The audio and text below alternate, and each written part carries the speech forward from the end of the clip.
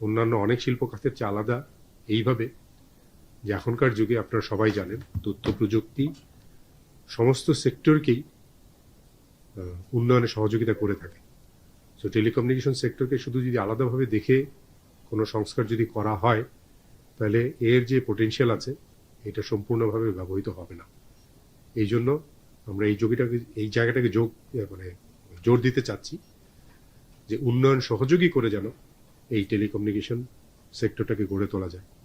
এই হচ্ছে এটার লক্ষ্য। সুনির্দিষ্ট যে উদ্দেশ্য, নীতিমালা করা আপনারা জানেন, নীতিমালা করা সরকারের কাজ। টেলিকমিউনিকেশন নীতিমালা বড় একটা জিনিস, তার যে ট্যাঞ্জিবল পার্ট যেগুলো আছে সেই কয়েকটা ব্যাপারে আমরা সরকারকে সুপারিশ করব যেন সরকার সেইভাবে করে তাদের নীতিমালা তৈরি করতে পারেন। সেই বিশেষগুলো হচ্ছে, একটা হচ্ছে আমাদের যে টেলিকমিউনিকেশন নেটওয়ার্ক আছে, যে পুরো নেটওয়ার্ক টপোলজি যেটাকে আমরা বলি, নেটওয়ার্কের বিন্যাস, এই বিন্যাসটাকে পুনর্বিন্যাস করা। সেই নেটওয়ার্কটাকে চালানোর জন্য যে ব্যবসা হচ্ছে লাইসেন্সিং রেজিমের উপর নির্ভরশীল। যে লাইসেন্সিং রেজিম আছে এই লাইসেন্সিং রেজিমটাকে আবার পুনর্গঠন করা এবং এই যে প্রয়োজনীয় সংস্কার করতে হবে সেই সংস্কারটাকে বাস্তবায়ন করার জন্য রোড ম্যাপ বা দিক নির্দেশনা প্রণয়ন এবং কৌশল বা স্ট্র্যাটেজি, এই জিনিসটা প্রণয়ন করা। এই তিনটা হচ্ছে এই কমিটির কাজ। এর মধ্যে প্রধান যে বিবেচ্য বিষয়গুলো আছে এবং প্রধান যে চ্যালেঞ্জগুলো আছে এর মধ্যে আগেও আপনাদেরকে বলেছি, আমি সেগুলোর পুনরাবৃত্তি না করে শুধু প্রধান যে দুই একটা কথা বলি। আমাদের প্রধান বিবেচ্য বিষয়ের মধ্যে হচ্ছে তিনটা ক্যাটাগরির অংশীজনের মধ্যে একটা সাম্যত সাধন করা। সেটা আমরা বলেছি, আমি যেটাকে স্টেক হোল্ডার ট্রায়াঙ্গেল বলে থাকি। একটা হচ্ছে গ্রাহক, একটা হচ্ছে ব্যবসা, আরেকটা হচ্ছে সরকার। কথাটার মানে হচ্ছে যে এই টেলিকমিউনিকেশন ইন্ডাস্ট্রির সমস্ত কিছুর উদ্দেশ্যই হচ্ছে সেবা দেওয়া, ডিজিটাল সেবা দেওয়া, এবং সেইখানে সেবাটা দেওয়া হবে সাবস্ক্রাইবারদেরকেই। কিন্তু এই সেবাটা দেওয়া যাবে না যদি বিজনেসকে সাপোর্ট করা না যায়। আধুনিক প্রযুক্তি নির্ভর, সাশ্রয়ী এবং এফিশিয়েন্ট প্রযুক্তি নির্ভর সেবা যদি দিতে হয় তাহলে সেই অনুযায়ী বিজনেসকে সাস্টেন করতে হবে, এবং এই দুইটাকে সাস্টেন করতে গেলে সরকারের রাজস্ব দরকার। এই কথাটা বলার আমার উদ্দেশ্য হচ্ছে, আপনাদেরকে আগেও বলেছি, এই ত্রিভুজের তিনটা বাহুর তিনটা অ্যাপেক্সের যে কোনো একটা শীর্ষকে যদি অতিরিক্ত প্রাধান্য দেওয়া হয় বাকি দুইটা নেগেটিভলি ইম্প্যাক্ট করতে বাধ্য। আমরা এমন একটা সিস্টেম তৈরি করতে চাই যেখানে তিনটাকেই মোটামুটি সমান প্রাধান্য দিয়ে কাজ করা যায়। কিন্তু সমান প্রাধান্য দিলেও এর একটা স্টার্টিং পয়েন্ট আছে, মানে কোন লেন্স থেকে আমাদের রেগুলেশন হবে, সেটা হচ্ছে গ্রাহকের লেন্স থেকে। সবসময় আমাদের প্রত্যেকটা জিনিস এই কমিটি দেখবে হচ্ছে গ্রাহকের পয়েন্ট অফ ভিউ থেকে। এই কথাটার একটা ইমপ্লিকেশন হচ্ছে ব্যবসাকে বাঁচানোর জন্য সার্ভিস তৈরি করা এটার উদ্দেশ্য হবে না, সার্ভিসকে বাঁচানোর জন্য ব্যবসাকে সাপোর্ট করা, এটা হবে হচ্ছে এই কমিটির উদ্দেশ্য। আরেকটা জিনিস হচ্ছে, আমি খুব অল্প কথায় বলি যেন আপনাদের প্রশ্নের উত্তর পরে দিতে পারি। আরেকটা কথা হচ্ছে, আজকের আলোচনায় যে জিনিসটা উঠে আসলো, আমাদের বিশেষজ্ঞরাও বললেন যে আগে যে গ্লোবাল ট্রেন্ড অফ টেকনোলজি, যে evolution of network evolution path, এই জিনিসটাকে আগে পর্যালোচনা করা, যেটা অলরেডি করা শুরু হয়েছে। এটা পর্যালোচনা করা আগে আমাদেরকে চিন্তা করা যে আমাদের নেটওয়ার্কটাকে আমরা কোথায় নিয়ে যেতে চাই, এমন একটা নেটওয়ার্ক তৈরি করতে চাই যেন সেটা টেকনোলজি অ্যাডাপ্টেশনটা সহজ হয়। এখন 5G আছে, 6G আসতেছে, 7G বা হোয়াটএভার, এই টেকনোলজিগুলি সামনে কি আসছে, এআই কিভাবে ইম্প্যাক্ট করছে ইত্যাদি ইত্যাদি দেখে আসলে আমরা কিরকম নেটওয়ার্ক একটা চাই যেটা প্রযুক্তি বান্ধব হবে, এইটা আগে চিন্তা করে নিয়ে তারপর সেখানে যাওয়ার পথটা আমাদের তৈরি করা। এইটা আজকে আমাদের এক্সপার্টদের কাছ থেকে উঠে আসছে। আমাদের এক্সপার্ট থেকে উঠে আসছে আমাদের দরকার হচ্ছে বিনিয়োগের কথা আমরা বলি। এই বিনিয়োগের পথে প্রধান বাধাগুলোর অন্যতমদের একটা যেটা উঠে আসে বারবার করে আমরা দেখতে পাচ্ছি, টেলিকমে আমরা দেখতে পাচ্ছি, পরিষ্কার নীতিমালা, টেকসই নীতিমালা, এটার অভাব। আমাদের অনেক নীতিমালাই পরিষ্কার হচ্ছে না, অনেক নীতিমালা সকাল বিকাল পরিবর্তন হচ্ছে। এতে করে যারা গ্লোবাল বড় বড় কোম্পানি যারা আছেন ওনারা যখন বিনিয়োগ করতে যান ওনাদের বিনিয়োগের নিশ্চয়তা সম্পর্কে তারা অনেক আশাবাদী হন না, এই কথাটা আমরা বারবার বলছি। সো এটা হচ্ছে আমাদের একটা বড় কথা। নেটওয়ার্ক পুনর্বিন্যাসের ক্ষেত্রে আমরা এই কমিটি কাজ করছে এমন একটা নেটওয়ার্ক তৈরি করা যে নেটওয়ার্ক হবে সিম্পল, সহজ একটা নেটওয়ার্ক হবে।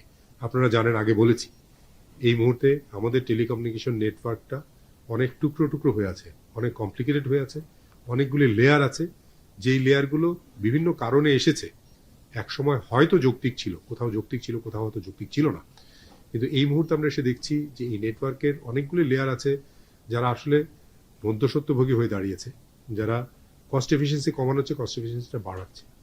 এই জায়গাগুলোকে রিভিউ করে আমরা চাই হচ্ছে সহজ, সক্ষম, এফিশিয়েন্ট এবং সাশ্রয়ী একটা নেটওয়ার্ক তৈরি করা, যেই নেটওয়ার্কে মধ্যস্বত্বভোগী কম থাকবে বা থাকবে না। তারপরে হচ্ছে এই মুহূর্তে আমাদের যে টেলিকমিউনিকেশন নেটওয়ার্কটা আছে, এর বেশিরভাগ যে কমিউনিকেশন হয় অনেক লোড পড়ে আছে হচ্ছে স্পেকট্রামের উপরে। আপনারা জানেন যে স্পেকট্রাম হচ্ছে একটা ফিনাইট রিসোর্স এবং অনেক অনেক দামি একটা রিসোর্স, অনেক কস্টলি একটা জিনিস। আমরা কেমন করে নতুন করে আমরা চিন্তা করব কেমন করে এই স্পেকট্রামের উপর লোডটা কমিয়ে আমাদের ফিক্সড ব্রডব্যান্ড বা নেটওয়ার্কের আরো ট্যাঞ্জিবল পার্টে কেমন করে অফলোড করা যায়। এটা একটা উঠে এসেছে ফিক্সড ব্রডব্যান্ড। আপনারা জানেন কিছুদিন আগেও আমাদের ব্রডব্যান্ড বলতে যা বোঝাতো, ইন্টারনেট বলতে যা বোঝাতো, এর প্রায় 95% আসতে হচ্ছে মোবাইল থেকে। এখনো যে পরিস্থিতিটা অনেক বেশি বদলেছে তা না, এখন হয়তো 7-8% মতো ফিক্সড ব্রডব্যান্ডে আসে, কিন্তু এখনো 92-93% আসে মোবাইল থেকে। কিন্তু আমরা সবাই বুঝতে পারছি, সারা বিশ্বব্যাপী আমরা দেখতে পাচ্ছি, ডিজিটাল সার্ভিস যখন বাড়বে, অনেক বড় স্কেলে ডিজিটাল সার্ভিস যখন দিতে হবে, আমাদের ফিক্সড ব্রডব্যান্ডের উপরে মানে অনেক নির্ভর করতে হবে। আমরা ট্রেন্ডও দেখতে পাচ্ছি, কিন্তু আমাদের দেশে ফিক্সড ব্রডব্যান্ডের জায়গাটায় অনেকগুলো বাধা বিপত্তি আছে, যে বাধা বিপত্তিগুলি কাটিয়ে উঠতে পারবে এরকম একটা নেটওয়ার্ক আমাদের তৈরি করতে হবে। আমাদের নেটওয়ার্কটা এমন করে হতে হবে যেন নতুন প্রযুক্তি এখানে অভিযোজিত হতে পারে সহজে। আমরা দেখেছি প্রথমে যখন নেটওয়ার্কটা হয়েছিল, এটা হয়েছিল ভয়েস, টিডিএম বেসড ভয়েসের জন্য হয়েছিল। পরবর্তী সময় ইন্টারনেট আসছে, আইপি বেসড নেটওয়ার্ক হয়েছে। এরপর আস্তে আস্তে এর উপরে তো ডিজিটাল সেবাগুলি হবে। আমরা একসময় দেখেছি 2G ছিল, 3G ছিল, নেটওয়ার্কের ধরন একরকমের ছিল। এখন যখন বিশ্বব্যাপী অনেক জায়গায় 5G রোল আউট হয়েছে, আমরা দেখতে পাচ্ছি টেকনোলজি পরিবর্তনের জন্য নেটওয়ার্কের স্ট্রাকচারও কিছু কিছু পরিবর্তন আনতে হচ্ছে। আমাদের এখন পর্যন্ত অ্যাক্টিভ শেয়ারিং বলে কোনো কিছু নাই, আমরা অ্যাক্টিভ শেয়ারিং অ্যালাউ করা নাই নেটওয়ার্কের মধ্যে। এই অ্যাক্টিভ শেয়ারিং আমরা দেখতে পাচ্ছি কোথাও কোথাও হয়তো এই অ্যাক্টিভ শেয়ারিংটাকে অ্যালাউ করতে হবে নতুন প্রযুক্তিকে অভিযোজিত করার জন্য। সুতরাং নেটওয়ার্কটা এমন হবে যেখানে নতুন প্রযুক্তি অভিযোজনের সুবিধা থাকবে। এটাও আজকে এক্সপার্টদের কাছ, বিশেষজ্ঞদের কাছ থেকে একটা পয়েন্ট উঠে আসছে যে আমাদের গ্রিন আইসিটি বেসড একটা ইকোলজি তৈরি করতে হবে। একটা বড় জিনিস যেটা বারবার করে উঠে আসে, আমাদের বলা হয় যে আমাদের এইখানে টেকনোলজি কিংবা টাকা পয়সা কিংবা জ্ঞান এগুলির যে কমতি আছে, তার চেয়ে বেশি অনেক কমতি আছে হচ্ছে কোঅর্ডিনেশন এর কালচারটা। ল্যাটারাল কোঅর্ডিনেশন বলি, সেটা মানে রেগুলেটরি কোঅর্ডিনেশনের কথা বলি বা বিজনেস কোঅর্ডিনেশনের কথা বলি, কোঅপারেশনের কথা বলি, এই কালচারটা নাই, মানে খুবই কম। সবাই যার যারটা দেখতে থাকে। এবং আমাদেরকে নেটওয়ার্ক এবং লাইসেন্সের রেজিমটাকে এমনভাবে তৈরি করতে হবে যেন মানুষের এই বিজনেসের মধ্যে এবং রেগুলেশনের মধ্যে কোঅপারেশনের সংস্কৃতিটা এমবেডেড থাকে, সংস্কৃতিটা তৈরি হতে পারে। আর যেটা আমাদের দরকার হচ্ছে সেটা হচ্ছে বিনিয়োগের সুযোগ কোথায় কোথায় বাড়ানো যায় সেই জিনিসগুলি দেখা। যেমন উদাহরণস্বরূপ বলা যেতে পারে, আমাদের দেশে বড় বড় হাইপার স্কেলার যাদেরকে বলি, আমাজন, গুগল, ফেসবুক, ওরা ডাটা সেন্টার করে না। একটা তো আমি বললাম, ওনারা পলিসি নিয়ে কথা বলেন। পলিসির পাশাপাশিও, মানে ইনকনসিস্টেন্ট পলিসির পাশাপাশিও প্রাযুক্তিক অপ্রতুলতা বা ইনফ্রাস্ট্রাকচারের অপ্রতুলতাও একটা বড় জিনিস। যেমন ওনাদের লাগে হচ্ছে অনেক বড় বড় মানে রোবাস্ট বড় ডেটা সেন্টার দরকার। আমাদের এখানে এখনো সেইভাবে তৈরি হয়নি। ওনারা ইনভেস্ট করবেন, সেই ডাটা সেন্টারের জন্য ইন্টারন্যাশনাল কানেক্টিভিটি দরকার। আমাদের কানেক্টিভিটি অতটা রিলায়েবল হয়েছে কি হয় নাই, ইত্যাদি জিনিসগুলো এখানে দেখার ব্যাপার আছে বিনিয়োগের সুযোগ বাড়ানোর জন্য। লাইসেন্সিং পুনর্বাসন যেটা দ্বিতীয় টাস্ক, লাইসেন্সিং পুনর্বিন্যাসের ক্ষেত্রে আমরা সংক্ষিপ্তভাবে বললে আমরা দেখতে চাই হচ্ছে যে এখন যেরকম অনেক রকমের লাইসেন্স আছে, অনেক ক্যাটাগরির লাইসেন্স, এবং কোনো কোনো ক্যাটাগরি আছে যেই ক্যাটাগরিতে প্রয়োজনের চেয়ে অনেক বেশি পরিমাণ লাইসেন্স দেওয়া আছে, যার ফলে অসুস্থ প্রতিযোগিতা তৈরি হচ্ছে। এমনকি কোথাও কোথাও দেখেছি কোনো কোনো কোম্পানি অলমোস্ট সবগুলো লেয়ারে তাদের লাইসেন্স আছে, যেটা আবার সুস্থ প্রতিযোগিতাকে ব্যাহত করে। যদি একই কোম্পানির অনেকগুলি ভার্টিক্যাল উলম্ব লাইসেন্স যদি থাকে, ওনারা যে ক্রস সাবসিডি দিতে পারেন, এতে করে একটা প্রাইস প্রিডেশনের ওনাদের একটা ক্ষমতা তৈরি হয়, যেটা অসুস্থ প্রতিযোগিতা তৈরি করে। তো এইগুলোকে পুনর্বিন্যাস করে মূলত ইকোনমি অফ স্কোপের উপর নির্ভর করে আমরা এই লাইসেন্সিং রেজিমটাকে আবার রিগ্রুপ করি কিনা। কথা উঠে আসছে, যেটা আপনারাও অনেক সময় বলে থাকেন, ইউনিফাইড লাইসেন্স হবে কি হবে না। কোনো এক ধরনের ইউনিফিকেশন তো হবেই, বাট এই ইউনিফিকেশনের সংজ্ঞাটা আমাদের নিজেদেরকে সংজ্ঞা তৈরি করে নিতে হবে, যে আমরা কতটুকু পর্যন্ত ইউনিফাই করব আর কতটুকু পর্যন্ত করব না। এইখানে শুধু আমাদের দুইটা এক্সট্রিম কনসিডারেশন যেটা থাকবে, একটা হচ্ছে যেটা বললাম, যে লাইসেন্সটাকে ততটা বড় হবে যতটা বড় হলে তার ইকোনমি অফ স্কোপের উপর বেস করে কতটুকু বড় হতে পারে, আর সেই রেজিমটা ততটা ছোট হবে যেটুকু ছোট না হলে এন্টি কম্পিটিটিভ বিহেভিয়ারকে থামানো যাবে না। এই দুইটা মূল ধারার চিন্তা করে লাইসেন্সের ধরন এবং নাম্বার অফ লাইসেন্সকে পুনর্বিন্যাস করা হবে। একটা কথা উঠে আসছে যে আমাদের এই মুহূর্তে আছে কিছু কিছু লাইসেন্সের নাম্বার অফ লাইসেন্স লিমিটেড, যে এই কয়টার বেশি হতে পারবে না। আবার কোথাও কোথাও আছে যে নাম্বার অফ লাইসেন্সের কোনো লিমিটেশন নাই, আনলিমিটেড। এই জায়গাটাও আমরা রিভিউ করব যে কোথায় লিমিটেড হওয়ার দরকার আছে, কেন দরকার আছে, আর যদি লিমিটেড হয় তাহলে কতটাই লিমিটেড হবে, আর কোথায় আনলিমিটেড হবে। এমনকি এমন কথাও উঠে এসেছে বিশেষজ্ঞদের কাছ থেকে যে লাইসেন্সকে নাম্বার দিয়ে লিমিট না করে এটা যদি কেপিআই বা বেঞ্চমার্ক বেজে লিমিট করা হয়, যে নাম্বার আনলিমিটেড থাকলো কিন্তু যে এই বেঞ্চমার্ক পর্যন্ত পৌঁছাতে পারছে না, তার লাইসেন্স আর কন্টিনিউ করবে না। এটাতেও যাওয়া যায় কিনা, এটাও আমরা এই কমিটি পরীক্ষা করে দেখবে। At the end of the day এই লাইসেন্সিং পুনর্বিন্যাসটা এমন হবে যেন সেটা সুস্থ প্রতিযোগিতা বান্ধব এবং ক্ষেত্র বিশেষে সহযোগিতা বান্ধব হয়। প্রতিযোগিতা সহযোগিতা দুইটা কথাটা আপাতত কন্ট্রাডিক্টরি মনে হলেও আমরা দেখেছি অনেক অনেক জায়গায় আছে, যে যেখানে কিছু কিছু জায়গায় আছে কম্পিটিশন, কিছু কিছু জায়গায় আছে যেখানে কোঅপারেশন করা, ওই যেটাকে বলে আমরা সিনার্জি তৈরি করতে পারি না, 2 আর 2 5 তৈরি করতে পারি না। আমি একটা উদাহরণ দিয়ে থাকি, আমাদের মোবাইল এবং ফাইন্যান্সিয়াল সার্ভিস, এই দুইটা মোবাইল সার্ভিস আর ফাইন্যান্সিয়াল সার্ভিস যেখানে এসে একসাথে হয়, মোবাইল ফাইন্যান্সিয়াল সার্ভিস, এটার শুরুর দিকটা অনেক হার্ডেলের মধ্যে দিয়ে গেছে। কারণ হচ্ছে কোঅপারেশনের ওই জায়গাটা আমরা তৈরি করতে পারছিলাম না তখন। যখন কোঅপারেশন শুরু হলো, এখন দেখেন মোবাইল ফাইন্যান্সিয়াল সার্ভিস আস্তে আস্তে ইয়ে হচ্ছে। এটা একটা উদাহরণ। কিছু কিছু চ্যালেঞ্জ, অনেক চ্যালেঞ্জই তো করা হয়েছে, চিহ্নিত করা হয়েছে। তার মধ্যে মোটা দাগে একটা দুইটা চ্যালেঞ্জের কথা আমি বলি। একটা হচ্ছে যেমন সবচেয়ে বড় চ্যালেঞ্জ দেখা যাচ্ছে যে আমাদের এই যে একটা নতুন নেটওয়ার্কের কথা বলছি, নতুন নেটওয়ার্ক বা পুনর্বিন্যাসের কথা বলছি, এটা তো 0 থেকে শুরু হচ্ছে না, 0 থেকে শুরু হচ্ছে না। অলরেডি আমাদের একটা নেটওয়ার্ক আছে, একটা লাইসেন্সিং রেজিম আছে, যেখানে ইনভেস্টমেন্ট হয়েছে। এইটাকে থেকে শুরু করে আমাদের যে ঈপ্সিত যে পুনর্বিন্যাস হবে সেই জায়গাটায় যেতে পারা, এই ট্রান্সফরমেশনটা একটা বড় চ্যালেঞ্জ। আরেকটা বড় চ্যালেঞ্জ আমরা দেখতে পাচ্ছি, টেলিকমিউনিকেশন ইন্ডাস্ট্রিটাকে কেমন করে ডিজিটাল সার্ভিস ইন্ডাস্ট্রিতে রূপান্তরিত করতে হবে। এটা শুধু আমাদের না, এটা গ্লোবালিও এটা একটা বড় চ্যালেঞ্জ আমরা দেখতে পাচ্ছি। আরেকটা চ্যালেঞ্জ দেখতে পাচ্ছি হচ্ছে আমরা নীতিমালার ক্ষেত্রে, বিশেষ করে নীতিমালার ক্ষেত্রে আমি আগে যেটা হিন্ট দিয়েছিলাম, একটা বিনিয়োগ বান্ধব নীতিমালা যেটা হবে স্পষ্ট, সুস্পষ্ট এবং টেকসই, যেটা সকাল সন্ধ্যা পাল্টাতে হবে না, এই ধরনের নীতিমালা তৈরি করাটা একটা বড় চ্যালেঞ্জ দেখতে পাচ্ছি। যেহেতু আমরা রেগুলেটরের পয়েন্ট অফ ভিউ থেকে কথা বলছি, রেগুলেটরের একটা বড় চ্যালেঞ্জ হচ্ছে একটা সূক্ষ্ম ব্যালেন্স তৈরি করা রেগুলেশন এবং ইনোভেশনের মাঝখানে। এটা একটা বড় চ্যালেঞ্জ আমরা দেখতে পাচ্ছি।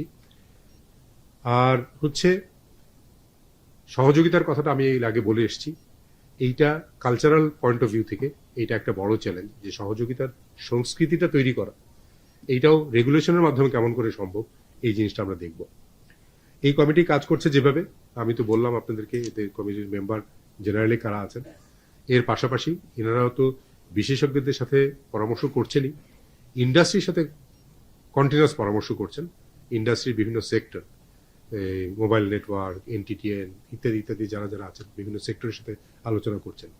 এরও পাশাপাশি আমরা আজকে থেকে গণ উপদেশের জন্য বা মানুষের ওপেন কনসালটেশনের জন্য, ওপেন কনসালটেন্সির জন্য আমরা একটা ইমেল করেছি, যেটা হচ্ছে telecom_reform@btrc.gov। টেলিকম হচ্ছে TELECOM_reform REFORM@btrc.gov.bd। এখানে জনসাধারণ, ভোক্তা হোক বা ইন্ডাস্ট্রির লোকজন হোক, তাদের মতো করে তারা এখানে সাজেশন পাঠাতে পারে। এই সব কিছু দেখে নিয়ে আমরা আশা করছি মার্চ মাসের মধ্যে, by the end of March, আমরা হয়তো একটা রোড ম্যাপ, একটা স্ট্র্যাটেজি তৈরি করে সরকারকে দিতে পারবো সরকারের কনসিডারেশনের জন্য। আপনাদের কোনো প্রশ্ন থাকলে আমরা বলতে পারি। আমার একটা প্রশ্ন ছিল যে বন্ধুগণ, আপনি বলছেন যে আপনি আপনার হাউসের নাম বললে তারপর আপনার একটু পরিচয় দিয়ে আমি যেটা একটু জানতে চাই, আপনি বলছেন যে আপনার একটা গ্রাহক বান্ধব নীতিমালার মাধ্যমে, মানে আবার নতুন ভাবে আপনাদের এখানে কমিটিতে কি কোনো গ্রাহক প্রতিনিধি আছে? এটা হলো এক নম্বর কোশ্চেন। আর একটা হচ্ছে যে আমরা এখনো সুন্দরবনে কিংবা পার্বত্য চট্টগ্রামে নেটওয়ার্ক, মানে আমাদের মোবাইল কোম্পানিগুলো কেউ সেখানে যেতে চায় না। সেক্ষেত্রে আপনাদের কি আসলে তাদেরকে টাকাটা দেওয়ার ক্ষেত্রে কি, মানে আমি টাকাটা নেই না, আর হচ্ছে ইন্টারনেট খরচ কি, যেটা আসলে আমরা দেখি যে এখনো গ্রাহক পর্যায়ে আসলে এখনো অনেক বেশি, সেটা নিয়ে আপনি তিনটা প্রশ্ন করলেন। প্রথম প্রশ্ন হচ্ছে যে কমিটিটা করা হয়েছে, কমিটিটা কলেবরে ছোট, কিন্তু এই কমিটির যে স্কোপটা আছে, এই স্কোপের মধ্যে আমরা যেরকম কথা বললাম, এদের সবাইকে সম্পৃক্ত করা হচ্ছে। গ্রাহকদের মধ্যে থেকেও আছে, আজকেও যারা মিটিংয়ে ছিলেন এখানেও ছিলেন, গ্রাহক ছিলেন, ডিজিটাল সার্ভিস প্রোভাইড যারা করেন, যারা সরাসরি এই টেলিকম ইন্ডাস্ট্রির পার্টনার, ওনারাও ছিলেন। এবং আমরা এই স্কোপটা রেখেছি যে অনেক মানুষকে সম্পৃক্ত করতে পারব। নেটওয়ার্ক সম্প্রসারণের কথা যদি বলেন, আমাদের উদ্দেশ্য হচ্ছে সেন্টার টু পেরিমিটার, কেন্দ্র থেকে পরিধি পর্যন্ত নেটওয়ার্কে বিস্তৃত করা। আপনারা মানে ওয়াকিবহাল এই ব্যাপারে যে প্রত্যন্ত অঞ্চলগুলোতে এখনো আমাদের নেটওয়ার্কের অনেক দুর্বলতা রয়ে গেছে, অনেক জায়গায় কানেক্টিভিটি নাই। এই কানেক্টিভিটি না থাকার পিছনে অনেকগুলি কারণ আছে। তার মধ্যে একটা জায়গা হচ্ছে যেটা আমাদের টেলিকমিউনিকেশন এই পুরা ইন্ডাস্ট্রির প্রাণকেন্দ্র হয়ে আছে, হচ্ছে যেটা হওয়ার কথা, ট্রান্সমিশন নেটওয়ার্ক যেটাকে আমরা বলি। এই জায়গাটায় আপনারাও জানেন এই হিস্ট্রি, যে আমাদের একটা সময় যখন ট্রান্সমিশন নেটওয়ার্কটা আলাদা করার কথা হলো, মোবাইল নেটওয়ার্কের কাছ থেকে নিয়ে ট্রান্সমিশন নেটওয়ার্ক আলাদা করা হলো, গত 15 বছর আমরা দেখেছি এখানে অনেক কাজ হয়েছে, আবার অনেক কাজ এখনো বাকি আছে। এই ট্রান্সমিশন নেটওয়ার্কটা পুরোপুরি আলাদা হয় নাই। এই জায়গাটায় কেমন করে এই ভ্যালুটা তৈরি করা যায়, কেমন করে সাশ্রয়ী এবং প্রত্যন্ত অঞ্চলে নিয়ে যাওয়া যায়, এইটাও তো একটা কৌশলগত একটা স্ট্র্যাটেজির ব্যাপার। এইটাই এই কাজটা করবে এখানে। ইন্টারনেটের প্রাইসের কথা এটা আমি আপনাদেরকে আগেও বলেছি, আমরাও মনে করি ইন্টারনেটের প্রাইস অনেক কমে যাওয়া উচিত, কোনো সন্দেহ নেই। আমি যদি এটাকে অন্যভাবে বলি, আপনারা শিল্প বিপ্লবে দেখেছেন, শিল্প বিপ্লবে যদি আমি কমাতে কমাতে মাত্র দুইটা এলিমেন্টে আসি, যে দুইটা এলিমেন্টের উপর মানে ক্রিটিক্যাল ছিল শিল্প বিপ্লবের সময়, একটা হবে হচ্ছে আয়রন, একটা হবে হচ্ছে এনার্জি। এই আয়রন এবং এনার্জির যেরকম একটা ভূমিকা ছিল শিল্প বিপ্লবে, আমরা মনে করি এখন তথ্য বিপ্লবের ক্ষেত্রে সেরকম দুইটা এলিমেন্টের একটা হচ্ছে তথ্য বা ইনফরমেশন, আর একটা হচ্ছে কানেক্টিভিটি। এবং পুরোটাই ডিপেন্ড করে হচ্ছে এই ইন্টারনেটের উপরে। এটার দাম কমে আসা উচিত, কিন্তু অন্যদিকে যদি দেখেন যে এটার দাম কমতে কমতে কতটা পর্যন্ত কমানো যাবে, কারণ এই দাম থেকেই নেটওয়ার্কের কস্টটা উঠে আসতে হবে।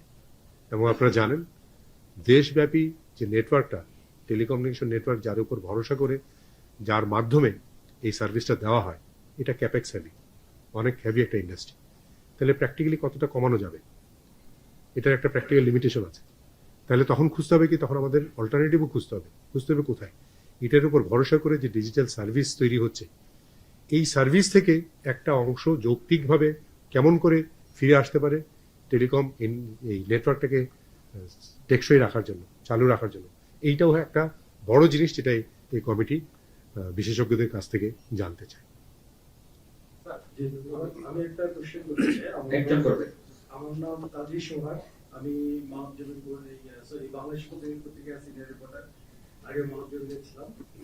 কোশ্চেন মূলত দুইটা, সেটা হচ্ছে যে আপনি বলছেন যে ধীরে ধীরে কাজ করবেন। আমরা জানি যে এটা অন্তর্বর্তীকালীন সরকার চলছে, এরপরে নিশ্চয়ই পলিটিক্যাল গভর্নমেন্ট আসবে।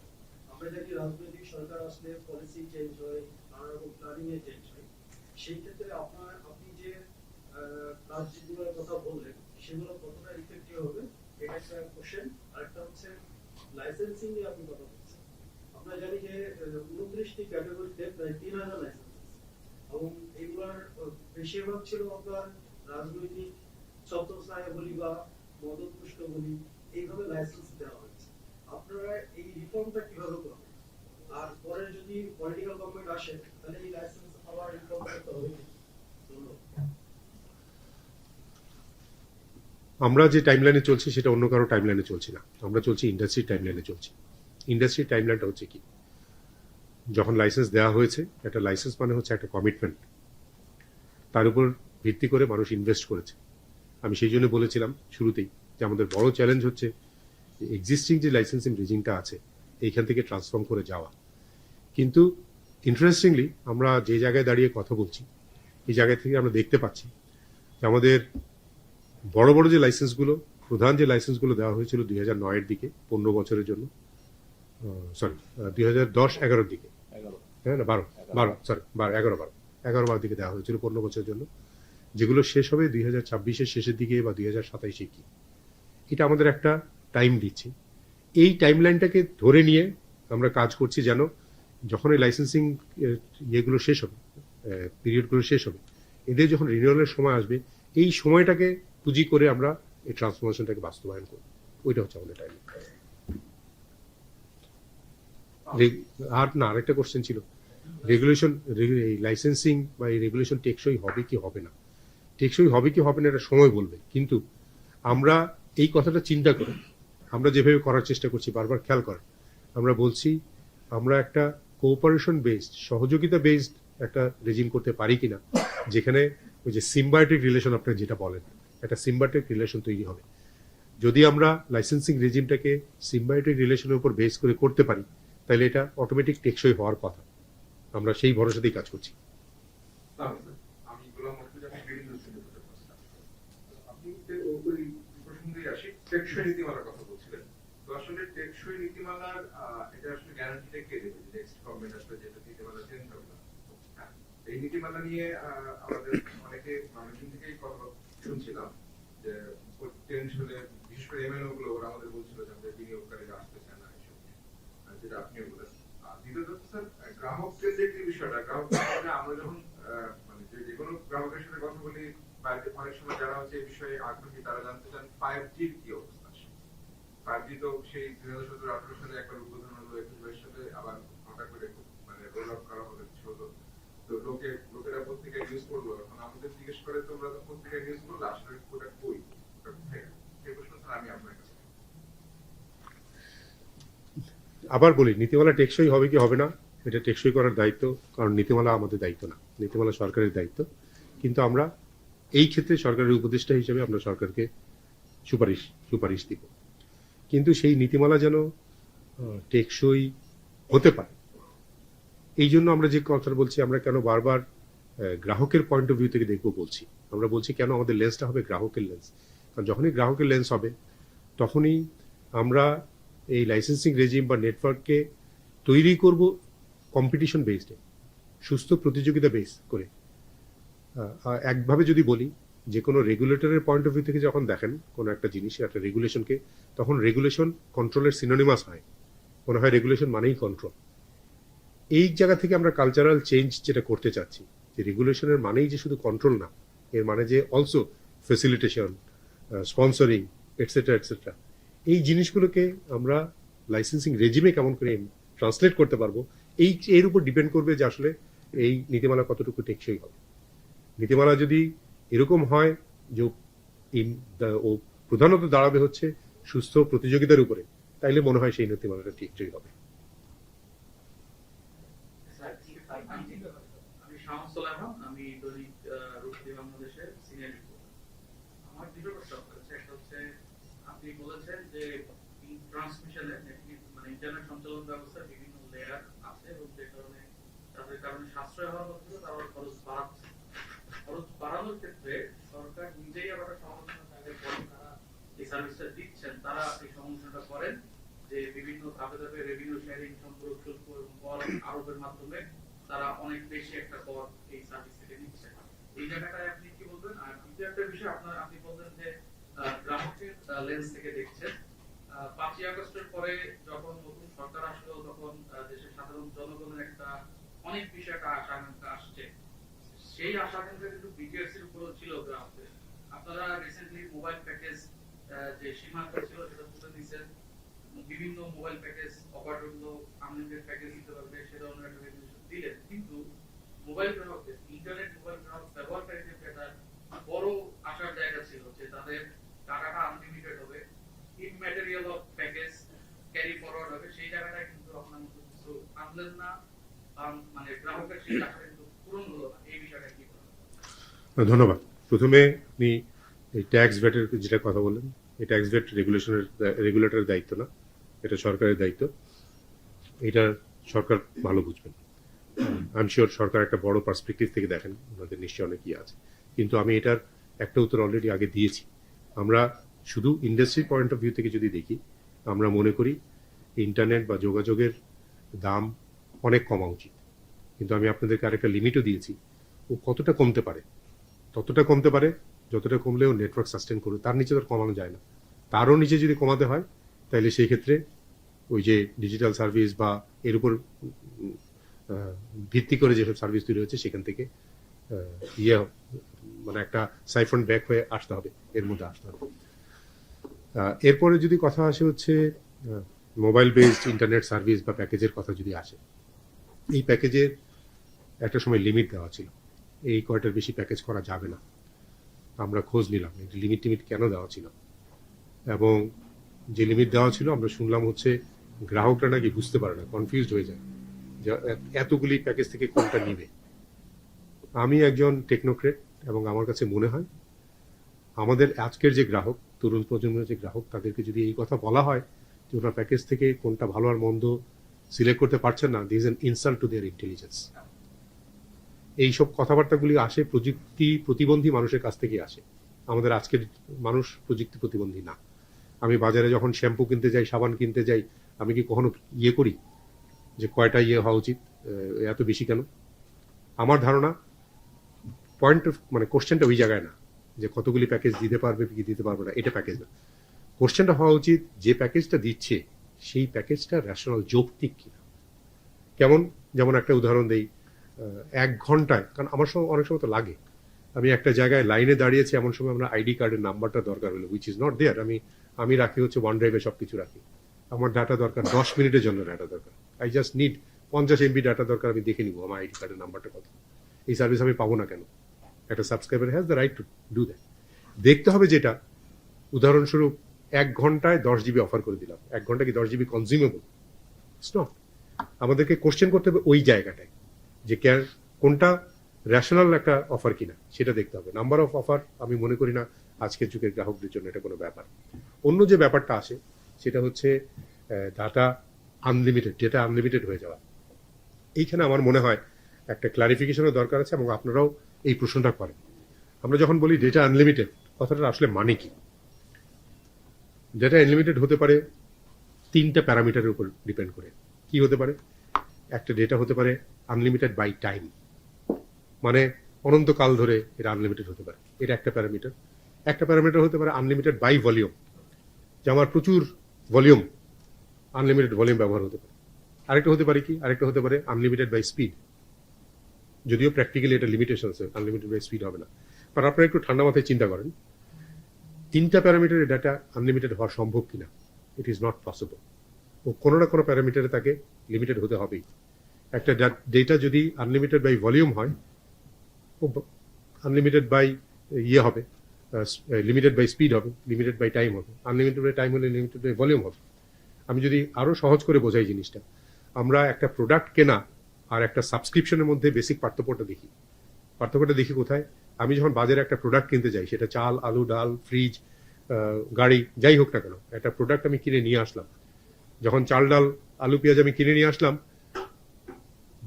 বিক্রেতাকে আমি টাকাটা দিলাম, চলে আসলাম, বিক্রেতার সাথে আমার সম্পর্ক শেষ, বিক্রেতার কোনো লায়াবিলিটি নেই, আমারও কোনো এক্সপেকটেশন নাই, সেটা আমি নিয়ে এসে আমি যতদিন রাখতে পারলাম, ব্যবহার করলাম, সেটা আমার উপরে। এটা হচ্ছে একটা প্রোডাক্ট কেনা। আরেকটা হতে পারে কি, আমি একটা ফ্রিজ কিনলাম, সেই ফ্রিজে ও আমাকে 5 বছরের ওয়ারেন্টি দিল, আফটার সেল সার্ভিস। তাহলে এই 5 বছরের জন্য তার একটা লায়াবিলিটি থাকলো, যে সে 5 বছর পর্যন্ত তার সিস্টেম চালু রাখবে, যেন সে আমাকে আফটার সেল সার্ভিস দিতে পারে। বাট আলু পেঁয়াজ যে কিনেছিলাম তার কিন্তু সে পরদিন বিজনেস গুটিয়ে চলে গেলেও কিছু আসে যায় না, তার কোনো লায়াবিলিটি নেই। সো ও যে আমাকে আফটার সেল সার্ভিস দিবে, এটার জন্য you have a premium cost. আরেকটা আসি, ধরেন পিওর সাবস্ক্রিপশন। ধরেন আপনি একটা সুইমিং পুলে সাবস্ক্রিপশন নিলেন, এই সুইমিং পুলের সাবস্ক্রিপশন কি এরকম হবে যে আমি টোটাল 50টা ল্যাপ করবো? No, it will be limited by time, not number. যে আমি 1 বছরের জন্য বা 1 মাসের জন্য সাবস্ক্রিপশন নিলাম। বড় যে লিমিটেড হতে পারে যে আমি দিনে ঘন্টার বেশি করবো না। বাট খেয়াল করে দেখেন, আনলিমিটেড কি হলো, আমি আনলিমিটেড ল্যাব দিতে পারবো ইন দ্য সুইমিং পুল। 1 বছরের জন্য সাবস্ক্রিপশন, আমি যত চাই তত ল্যাব দিতে পারবো, but it will be bound by time. যেটার আনলিমিটেডের কথা যখন বলেন, ডেটা লিমিটেড যখন কথা বলেন, ইউল হ্যাভ টু ক্ল্যারিফাই যে আপনি কোন পয়েন্ট অফ ভিউ থেকে বলছেন। যখনই আনলিমিটেড হবে, ও যদি আনলিমিটেড বাই টাইম হয়, তাহলে কি হবে? তাহলে এই আনলিমিটেড, আপনি আজকে একটা ডেটা নিলেন, এটা আপনি আগামী 15 বছর ব্যবহার করবেন। ওর জন্য যে সার্ভিস প্রোভাইডার তাকে রিসোর্স অ্যালোকেট করে রাখতে হবে, that comes with a cost. তাহলে যে ডেটাটা আমি লিমিটেড নিলাম, সেটা আর আনলিমিটেড দুটার প্রাইস এক হতে পারবে না। আপনারা যদি বলেন, সাবস্ক্রাইবার যদি বলে যেটা আনলিমিটেড করে দিতে, আমরা আনলিমিটেড করে দিতে পারবো, but this will be injustice to সেই সাবস্ক্রাইবার যারা এই প্রিমিয়াম প্রাইসে নিতে চায় না। সো আমরা যখনই বলবো যেটা আনলিমিটেড হবে, এটা প্রাইস যাবে বেড়ে, তাহলে যে 1 ঘন্টার জন্য ডাটা দরকার, ও তো সহজ অল্প পয়সা পাবে না। খেয়াল করে দেখ, হতে পারে একটা ভলিউম হতে পারে আমার আনলিমিটেড ভলিউম, কারণ আনলিমিটেড ভলিউমকে আনলিমিটেড অনন্তকালের জন্য হবে তা তো হবে না। একটা আনলিমিটেড ভলিউম হতে পারে, ও তো লিমিটেড বাই টাইম। ও বলবে ঠিক আছে, আপনি 1 ঘন্টার জন্য আনলিমিটেড ভলিউম, আপনি 1 সপ্তাহের জন্য, আপনি 1 মাসের জন্য unlimited volume. That's what will happen. তবে আই আন্ডারস্ট্যান্ড, কারণ এই মানুষের যে একটা, এর মধ্যে একটা কনসার্ন আছে যেটাকে আমরা মনে করি সত্যি সত্যি হ্যান্ডেল করা উচিত, অ্যাড্রেস করা উচিত, আমরা করেছি। সেটা হচ্ছে কি, সেটা হচ্ছে আমি যে ডেটাটা নিলাম আজকে, ডেটার ভলিউম, আমি ভলিউম কিনলাম, না টাইম না বা সাবস্ক্রিপশন না, আমি একটা ভলিউম কিনলাম। ফর এক্সাম্পল, আমি 1 জিবি ডেটা কিনলাম। এই 1 জিবি ডেটার ভ্যালিডিটি 1 সপ্তাহ হতে পারে, 1 মাস হতে পারে, অথবা আনলিমিটেড ভ্যালিডিটি হতে পারে। যদিও প্র্যাকটিক্যালি যখন আনলিমিটেড ভ্যালিডিটি বলি, সেটার মানে হচ্ছে 15 বছর। কারণ কি, কারণ 15 বছর হচ্ছে ওই অপারেটরের লাইসেন্সিং পিরিয়ড। সো আনলিমিটেড মানে কিন্তু আনলিমিটেড না, 15 বছর। হাউএভার, এই 15 বছরের মধ্যে হয়তো 1 সপ্তাহ পরেই আমার 1 জিবি শেষ হয়ে গেল, সো আর ওইটার ভ্যালিডিটি থাকলো না। আমি একটা ভ্যালিডিটি কিনলাম হচ্ছে 1 জিবি ডাটা 30 দিনের জন্য, আমি ব্যবহার করলাম 500 এমবি, 30 দিন পার হয়ে গেল, আমার আরো 500 এমবি থেকে গেল। এই জায়গাটায় আমরা অ্যালাউ করছি যে ওর যে 500 এমবি থেকে গেল, এই 500 এমবিটা ক্যারি ফরওয়ার্ড হতে পারবে পরের মাসে যদি সে আবার সেম প্যাকেজটা কেনে। এইখানে প্রবলেমটা হচ্ছে, সেম প্যাকেজটা যদি না কেনে, তাহলে অপারেটররা এটার অ্যাকাউন্টেবিলিটিটা তৈরি করতে পারে না। তো আমি জানি না আপনাদেরকে বোঝাতে পারলাম কিনা, অনেক কথা বলে ফেললাম। সামারি যদি করি, ডেটা আনলিমিটেড কথাটা একটা ভেগ কথা। এটা কোন ডাইমেনশন, কোন প্যারিমিটার আনলিমিটেড, এটা দেখতে হবে। আমরা যেটা বাধ্য করেছি অপারেটরদেরকে, আপনারা গাইডলাইন পড়ে দেখবেন, যে সব রকমের এই যে আনলিমিটেড অ্যাটলিস্ট 3টা প্যাকেজ যেন তাদের থাকে, সো দ্যাট যারা চান আনলিমিটেড ডাটা নিতে, তারা যেন ডেটা নিতে পারেন। কিন্তু ডাটা যখন আনলিমিটেড হবে, এটার প্রাইস নর্মাল চেয়ে হায়ার হবে। আমরা যদি ফোর্স করি সব ডেটা আনলিমিটেড হবে, তাহলে সেই মানুষরা যারা অল্প দামের প্যাকেজ চান, তারা বঞ্চিত হবেন। এটা ঠিক হবে না। Thank you. 5G নিয়ে প্রশ্ন ছিল। 5G নিয়ে আমরা ইতিমধ্যে কাজ শুরু করেছি, ইন্ডাস্ট্রির সাথে আমরা কনসাল্ট করছি। 5Gতে যেতে গেলে আমরা যেটা দেখলাম, আপনারাও জানেন যারা টেকনোলজি নিয়ে জানেন, এইটা শুধুমাত্র বিজনেস অপারেটরদের একার পক্ষে করা সম্ভব না। এটার জন্য দরকার হবে হচ্ছে সরকারিও কিছু উদ্যোগ দরকার হবে, রেগুলেটর কিছু উদ্যোগ দরকার হবে, এবং এটাকে ফেসিলিটেট করার জন্য আমাদের যে বললাম নেটওয়ার্ক টপোলজি, এখানেও কিছু চেঞ্জ আনার দরকার আছে। এটা মাথায় রেখে আমরা কাজগুলি করছি। এর পাশাপাশি ইন্ডাস্ট্রির সাথে যে 5Gর কনসালটেশনটা, এইটা আমরা করে যাচ্ছি। আপনি যদি আমাকে জিজ্ঞেস করেন হোয়াট ইজ দ্য টাইমলাইন, আমি এই মুহূর্তে আপনাদেরকে একটা টাইমলাইন দিতে পারবো না যে কবে 5G চালু করবো না করবো, কিন্তু এইটা কিভাবে করে কখন চালু করা যায় এটা নিয়ে আমরা কাজ করছি। স্যার 5G নিয়ে BTS 2021 সালে 20 সালে কমিটি করা হয়েছিল, তখন 2300-2600 লোক হয়েছিল দেখা যাচ্ছে 5G তারপরে 5G টার্গেট লেভেল 22 সালে 5G লঞ্চ করা হয়, এই জন্য 22 সালের মার্চে 5G অপশন এই সময় BTS কি বলে গাইডলাইন করে যে 6 মাসের ভিতরে 5G লঞ্চ করতে হবে, কিন্তু অনেকদিন দেরি এই ধরনের আমি অত পিছনে লেগেছে দিয়ে যেতে পারবো না, I cannot answer for that. কিন্তু ওই যে 2300 2600 এখনো ইয়ে আছে 5Gর জন্য ইয়ারমার্ক করা আছে, 3.5 গিগাহার্টজ ইয়ে করা আছে, এর মধ্যে আমরা 6 গিগাহার্টজের আপার ব্যান্ডও চিন্তা করছি ওটা করা যায় কিনা। এবং অকশন আমরা এই বছর এই জুনের মধ্যে আমরা 700 মেগাহার্টজে অকশন করার জন্য, নিলাম করার জন্য প্রস্তুতি নিচ্ছি।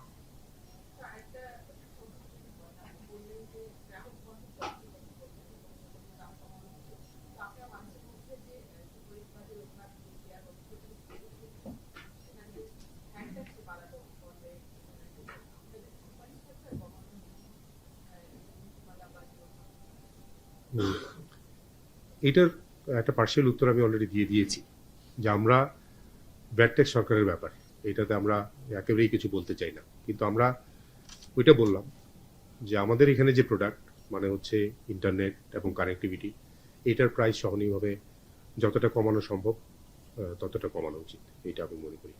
ধন্যবাদ মাননীয় চেয়ারম্যান। আমার কোশ্চেন আছে?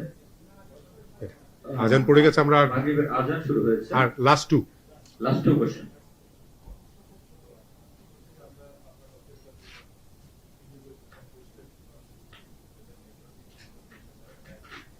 Hand mic please. আমরা সবকিছু মনে করি পজিটিভ হবে, কিন্তু আমরা তো এটাও মনে করছি যে এসব কাজের জন্য বিটিএস থেকে যতটা স্বাধীন কমিশন হিসেবে কাজ করা দরকার। আপনার কি মনে করেন যে বিটিএস ততটা স্বাধীন কমিশন হিসেবে কাজ করতে পারছে, যেরকম পলিসি থেকে বিটিএস থেকে স্বাধীন এবং সর্বোচ্চ কমিশন গঠন করার জন্য সুপারিশ করতে আপনার কমিটি? এই কথাটা মনে হয় আমি অনেকবার বলে ফেলেছি। রেগুলেটরের স্বাধীনতা সব জায়গায় কাম্য, কিন্তু আমার বিশ্বাস সারা পৃথিবীতে কোথাও রেগুলেটর সত্যিকার অর্থে স্বাধীন না। আমি এই স্বাধীনতা অংশটাকে যদি দুইভাবে ভাগ করি, একটাকে বলি আমি হচ্ছে ফর্মাল ফ্রিডম, আর একটাকে ইনফর্মাল ফ্রিডম। ফর্মাল ফ্রিডম অনেকের আছে, আমাদেরও ছিল। ইনফর্মাল ফ্রিডম একটা দেশ এবং কালচার ভেদে তারতম্য হয়, কোথাও কম কোথাও বেশি। আমাদের 2001 পর্যন্ত 2001-এর যে অরিজিনাল আইনটা ছিল আপনারা জানেন, আমি অনেকবার বলেছি এই কথাটা, যে ওইখানে তো আমাদের স্বাধীন কমিশন হিসাবেই ছিল, এখনো স্বাধীন কমিশন হিসাবে আছে, কিন্তু 2010-এর যে পরিবর্তনটা আসছিল সেটা হচ্ছে যে এই যে সব কাজগুলি করছি আমরা, লাইসেন্স দিচ্ছি, ট্যারিফ দিচ্ছি, স্পেকট্রাম দিচ্ছি, এগুলি সবকিছুতে সরকারের পূর্ব অনুমোদন নিতে হবে। এবং আপনাদেরকে ব্যাখ্যাও করেছি আমি আগে, এই কথাটার যে ইমপ্লিকেশন হয়, এটাতে যে একটা ব্যাকডোর তৈরি হয়, এই ব্যাকডোর দিয়ে আপনারা দেখেছেন, আমি আজকেও বলেছি আমাদের লাইসেন্সিং এর অবস্থায় যে অনেক স্বজনপ্রীতি বা ইত্যাদি ইত্যাদি, এটার একটা সুযোগ তৈরি হয়। আমরা মনে করি সত্যিকার অর্থে যদি এই টেলিকম সেক্টরে কোনো রিফর্ম, একটা রিফর্ম করা যায়, সেই রিফর্মটা হওয়া উচিত হচ্ছে এই ব্যাকডোরটাকে বন্ধ করা। এইটা এই কমিটির কাজ না। এই কমিটি, আমি এই জন্য বলেছি, এই কমিটি অনেক ট্যাঞ্জিবল জিনিস নিয়ে কাজ করছে। এই কমিটি নেটওয়ার্ক টপোলজি আর হচ্ছে লাইসেন্সিং রেজিম নিয়ে কাজ করছে। কিন্তু এটা তো সরকারের আইনগত ব্যাপার। এই আইন পরিবর্তনের জন্য ইতিমধ্যে আমরা সরকারকে সুপারিশ করেছি এবং আমরা ড্রাফটও পাঠিয়েছি, যেটা পরিবর্তন হয়ে কি ড্রাফট হওয়া উচিত। এখন বাকিটা সরকার দেখবে। লাস্ট কোশ্চেন, সর্বশেষ কোশ্চেন চলে আসছে, আমরা পরিচয় দিয়ে কথা বলি। আপনি যদি বলছেন যে গত যে সরকার ব্যবহার হয়েছিল এর মাধ্যমে তারা বিনিয়োগে তারা বাধা সৃষ্টি হচ্ছে, তো গত 6 মাসে কি বড় কোনো বিনিয়োগের কি প্রস্তাব এসেছে কিনা টেলি যোগাযোগ খাতে, কোনো বৈদেশিক বা দেশীয়, যেটি হয়তো আওয়ামী লীগ সরকারের আমলে হওয়া পসিবল ছিল? আমি সেইভাবে বলবো না, তবে আমি বলবো গত কয়েক মাসের মধ্যে এই ব্যাপারে যেটুকু আমরা আশা বা অগ্রগতি যদি বলি, আপনারা জানেন আমাদের এখানে স্যাটেলাইট এনজিএসও যেটা বলি, নন জিও স্টেশনারি স্যাটেলাইট, অনেক কোম্পানি আগ্রহ দেখিয়েছে, এর মধ্যে স্টারলিংকও আছে। আমরা সেটার একটা গাইডলাইন একটা খসড়া করে সরকারের অনুমোদনের জন্য পাঠিয়েওছি। এইখানে একটা বিনিয়োগের সুবিধা আছে। আমাদের আগ্রহ প্রকাশ হচ্ছে, হাইপার স্কেলারদেরও কিছু কিছু আগ্রহ প্রকাশ করছেন, যেমন অ্যামাজন, গুগল, এনারাও আগ্রহ প্রকাশ করছেন। কিন্তু ওই যে ওই ব্যারিয়ারগুলো, এইখানে খুব ক্লোজলি আমরা এদের সাথে কাজ করছি যে কি হলে তারা এখানে আসবেন। আমরা কিছুদিন আগে বিডার সাথেও কথা বলছি, বিডার চেয়ারম্যানের সাথেও আমরা বসছিলাম, বিকজ এখানে তাদেরও একটা ইয়ে আছে। সো এই রকমের অগ্রগতি হচ্ছে। তবে আমাদের বেশ কিছু কাজ করতে হবে এখনো। একটা হচ্ছে তো কিছুটা ফ্রেন্ডলি, মানে বিনিয়োগ বান্ধব রেগুলেশন, এটাকে আরেকটু তৈরি করতে হবে। একটা জিনিস বিশেষ করে টেলিকমিউনিকেশনে ওনারা যে বারবার কথা বলেন, যে আমাদের ওই যে সাইবার সিকিউরিটি অ্যাক্টেও ছিল, ওনারা বলছেন যে কোনো একটা কন্টেন্ট যদি তাদের নেটওয়ার্কে থাকে বা তাদের সার্ভারে থাকে, এটার জন্য তাদেরকে কেন লায়াবিলিটি করতে হবে? কারণ ওরা বলেন আমরা তো হচ্ছে সোশ্যাল মিডিয়াতে নানা রকম নানা রকম পোস্ট দেয়, যে পোস্ট দেয় সে তার দায়িত্ব তাদের হওয়া উচিত, কিন্তু আমার নেটওয়ার্কে থাকলেই আমি কেন তার জন্য দায়ী হব? এইটার একটা কনসার্ন ওদের সবারই আছে। আমরা এটা নিয়েও সরকারের সাথে কথা বলবো, দেখবো যে এটা কিভাবে ইয়ে করা যায়। Thank you.